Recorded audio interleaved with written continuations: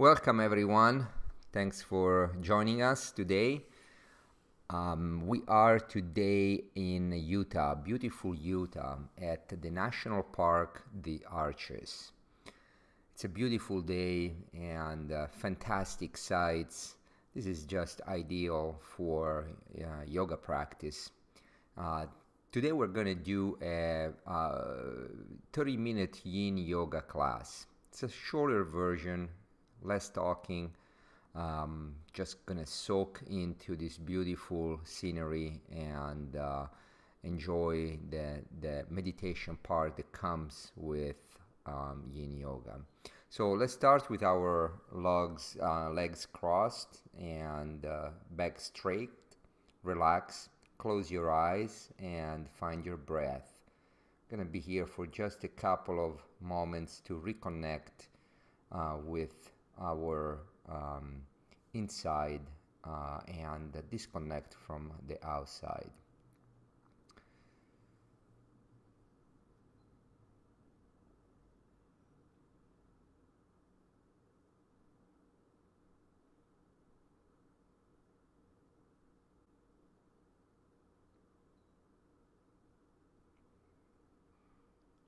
All right, and slowly open your eyes. We're gonna come to standing. Keep your feet as wide as your hips. And our first pose of the day is called dangling. So to come into the pose, bend your knees slightly and fall forward. This is a very grounding pose that can also relieve anxiety. And when done in a Yin Yoga style, it's very beneficial to the lower back. So we're going to put less stress on our hamstrings because our knees are bent, and we're going to get into more of a gentle stretch of our lower back. So we're going to be here for just a few minutes. You can clasp your elbows if that feels good, or if at some point it is too much, you're feeling it too much on your lower back, you can even use some blocks and put your hands on the blocks to support your back.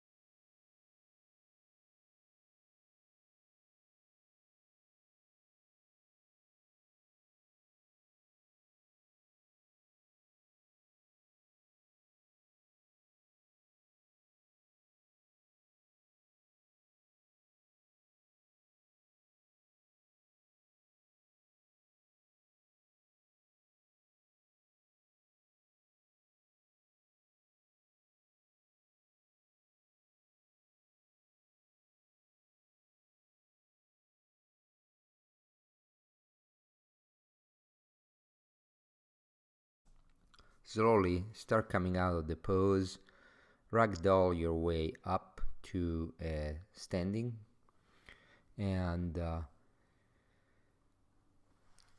do a counter stretch that works for you. Perhaps you want to do a little back bend and circle your hips around, and then when ready, let's come to a seated posture. The next pose is butterfly.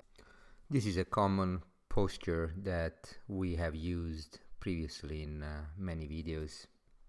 So remember that I like to have the hips elevated.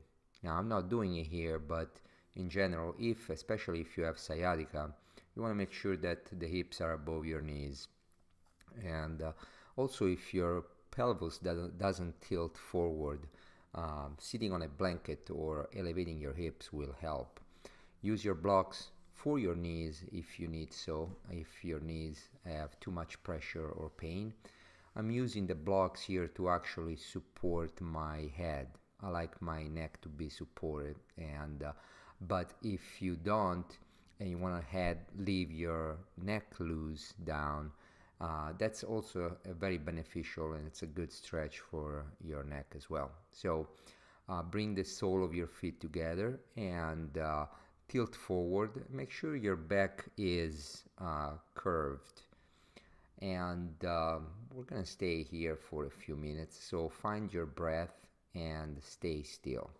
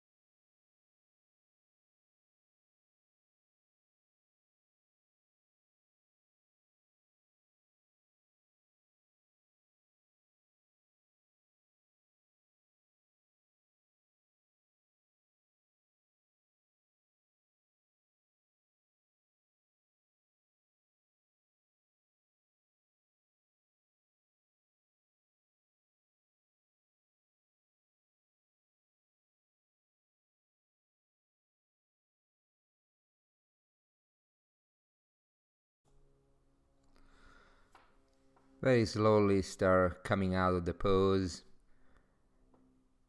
Gently lift your upper body up and do a counter stretch that feels good to you. As always, we have many options, including windshield wipers or perhaps reverse tabletop. Anything that your body needs after being in that pose for a few minutes.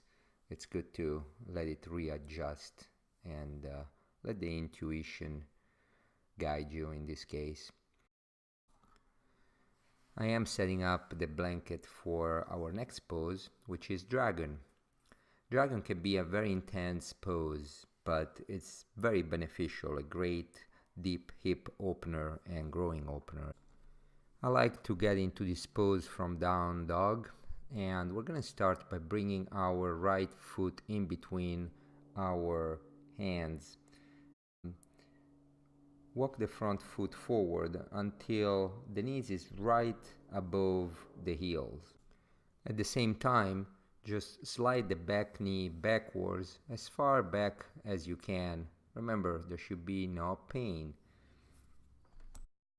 Now, this can be enough for you by keeping your upper body straight. But if you don't feel the pose enough, then you can come to a deeper depth by either placing your hands on the floor or coming all the way down with your elbows on the floors, or you can just do like I'm doing, put a couple of blocks under your elbows, and as long as you find the perfect edge where you can keep the pose for a few minutes. Again, this is a deep hip opener, and after a couple of minutes being in the pose, you're definitely going to feel it.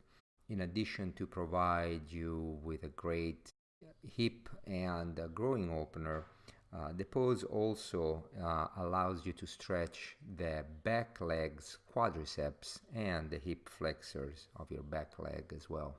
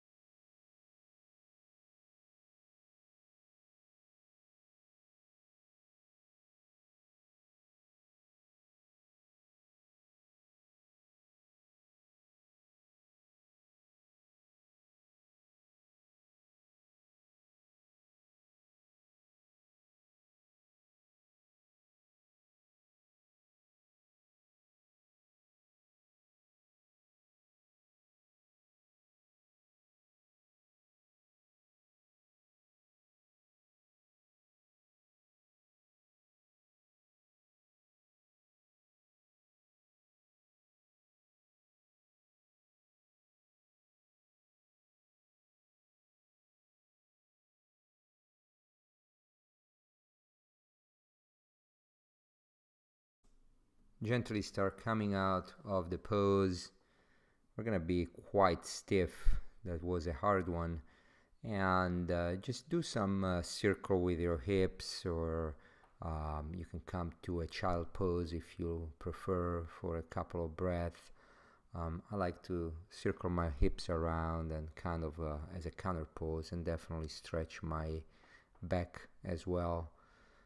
Perhaps a couple of cat-cows as well. And let's move on to other side. So that would be our left leg from down dog. Again, bring the left foot forward in between your hands. Make sure that your knees align with the heel of your left foot. And as you can tell, I'm using a blanket under my right knee, especially because the surface here is not even, and it's quite painful actually to be directly with the knee on the mat. Right now I'm using the blocks to support my head, so you can do that, or just remember, you can let your neck loose hanging down if that doesn't bother you. If it doesn't bother you, then it's actually beneficial. Find your breath, relax, and make sure you scan your body for any resistance that you find. Perhaps you find your point of resistance to be your left hip socket. That's actually where the stress is being applied in this pose. So breathe into it and just relax it.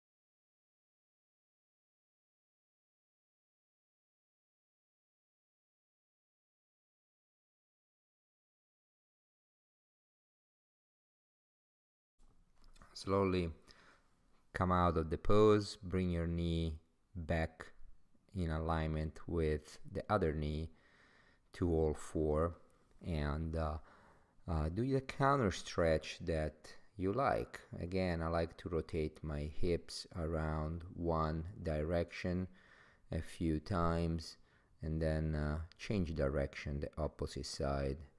As mentioned, this was a deep hip opener, so a good counter stretch. It's definitely needed by the body. I like to do some cacaos as well. That's always good for your spine to realign it. And so if that feels good, go ahead and do a couple of cacaos to get your spine back in alignment. We're gonna go into the next pose, which is toe stretch. Some of you love this pose, some others feel excruciating pain getting onto the tip of your toes, but I can guarantee you it's awesome in the long run. And if you do find it painful or discomfort, not painful, remember pain should not be in here, but if you find it discomfort, just do a little bit, and next time you'll do better. You don't have to stay throughout the entire time. I find it extremely gratifying to my toes to be in this pose, and so close your eyes, keep your back straight. We're gonna be here for just a couple of more moments before switching to our next pose.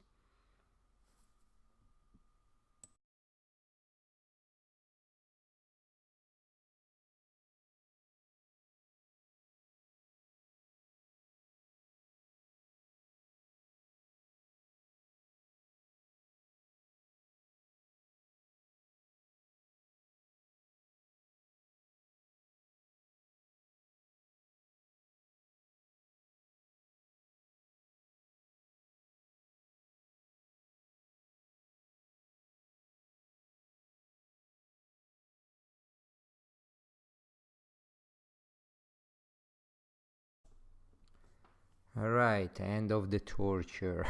So let's slowly move out of the pose. Tap your feet. I'm sure they're going to be sore, your toes, after staying in the pose for this length of time. And when ready, we're going to come into the next pose, which is Sphinx. I'm rolling up the blanket to place right below my ribs as a prop to help me create a deeper arch on my lower back.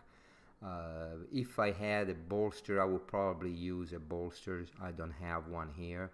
Likewise, you could use blocks and place them under your forearms to increase the stress in this pose if you don't feel enough. Remember, there are different levels and we need to find the level that works for us. So bring the elbows just in front of your shoulders and keep your head high. The ideally here we want to push down with our pelvis on the mat and bring the heart forward. Here we're going to get a nice stimulation of our sacrolumbar arch of the spine. This can be very therapeutical for those that have a bulging or herniated disc. Might find the pose especially beneficial.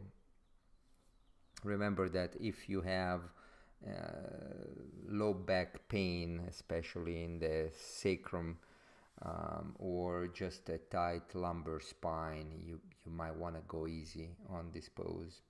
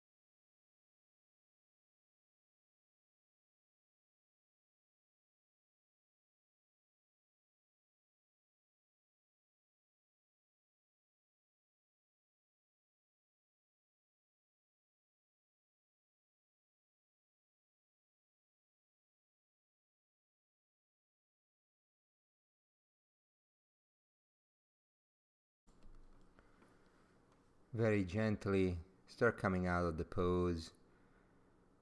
Remove any props that you might have under your chest or your arms. And a good counter stretch to this pose is to get into child pose. That gives a little relief to the spine, the lower back, the lumbar, sacral arch that we have been stressing. So stay here for a couple of breaths. Another good counter pose to Sphinx is cat-cows. So indulge yourself into a couple of cat-cows before getting into our final pose, which is twist on the left and on the right. To do so, come to a seated position and then lay down with your back on the mat. Now bring both knees to your chest to massage your lower back, and when ready, let go of your left leg but keep your right knee to your chest and straight the leg out across to the left hand side. Now if you can keep your leg straight to the left hand side across, that's great.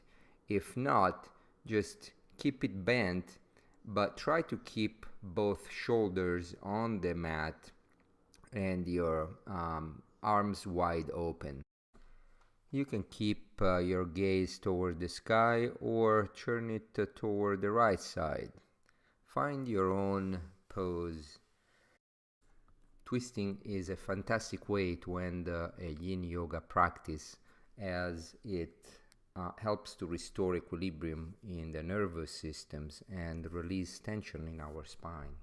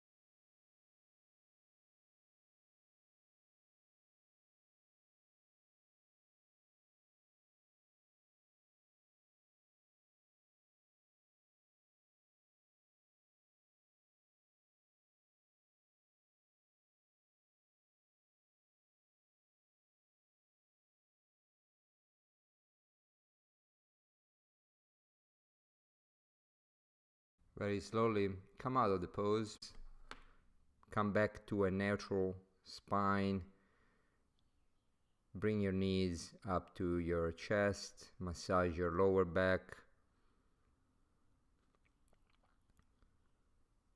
maybe a couple of circles around, and then when ready, just repeat on the opposite side.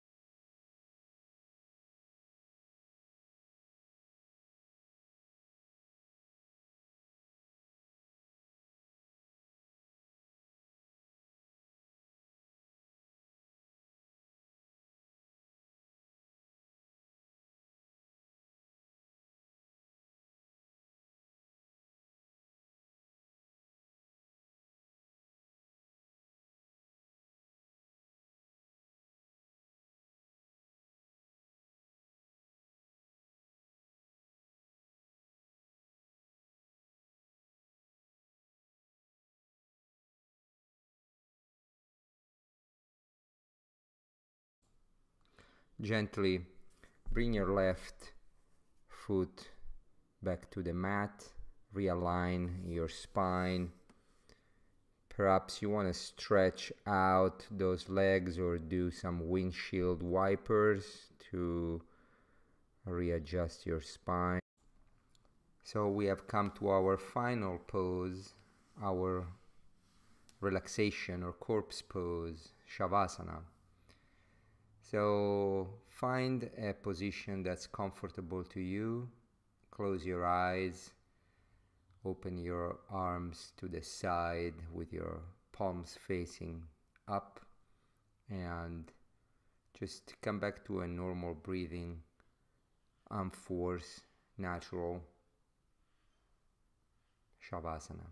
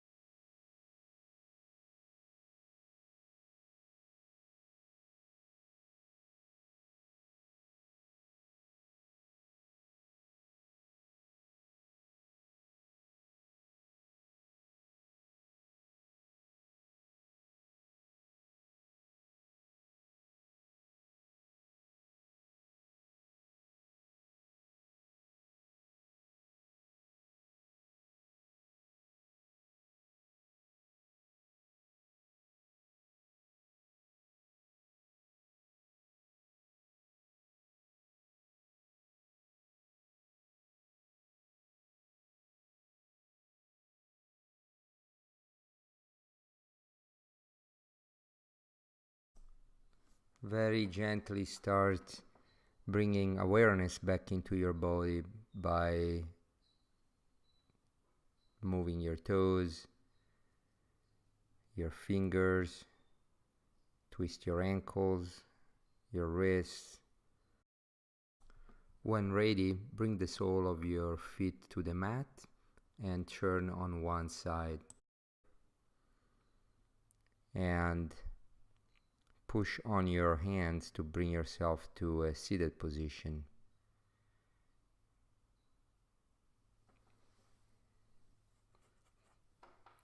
Cross your legs, keep your back straight.